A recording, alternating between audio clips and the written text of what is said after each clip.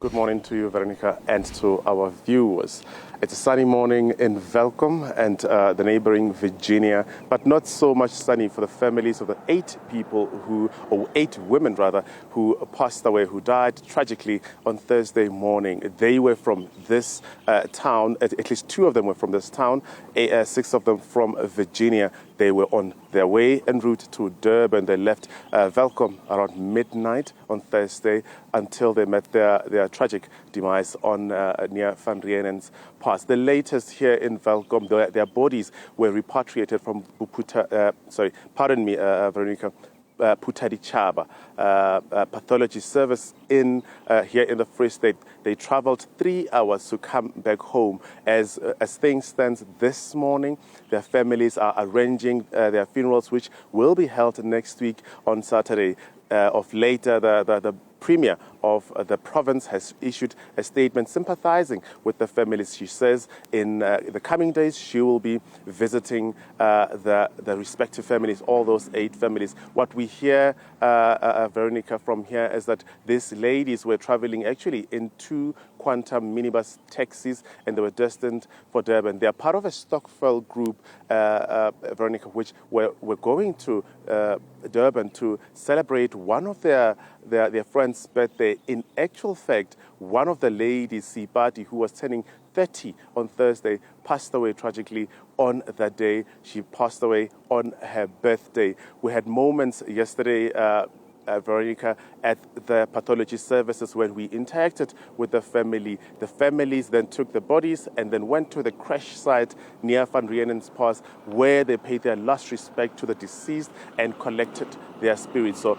now, at this moment, this morning, the families have started preparations for that funeral. But perhaps let me take you back to yesterday on Friday when I had a conversation with one of the family members who, Veronica, tells us how heartbroken they were of her losing her younger sister. Let's take a listen.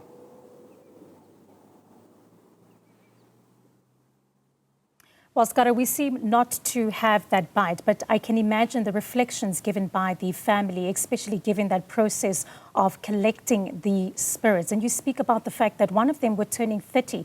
This is obviously a crisis. How has the different provincial departments responded to this? Well, we had a statement actually from the Premier of KZN on Thursday, and now a statement from the province of the Free State, the Premier releasing a statement late yesterday, both of them sympathizing with the families, but as well cautioning. Now, here's a worrying stat, Veronica. Since Sunday, and between Sunday and Thursday, there have been 14 lives lost, in and around 14 lives attributed to this were a car accidents. One happened on the N1 in Windbeck towards Johannesburg, and this in that particular accident, 6 people passed away. And then we had this accident on Thursday, where 8 people were lost. So it's very, very worrying. And all this happens during Transport Month, which wrapped up yesterday. You'd recall as well, Veronica, that we covered the story of the 43 people who passed away as well in Limpopo. So all these accidents happening in the month of October, which is Transport Month, and also handing over to the festive season. So it is worrying. It is worrying for the Transport Department as well. And we will be seeking answers from them as to what is it that they will be doing to address this carnage which is taking people's lives. Shocking figures there. Scara Mafokoane coming to us from the Free State. Thank you for your time.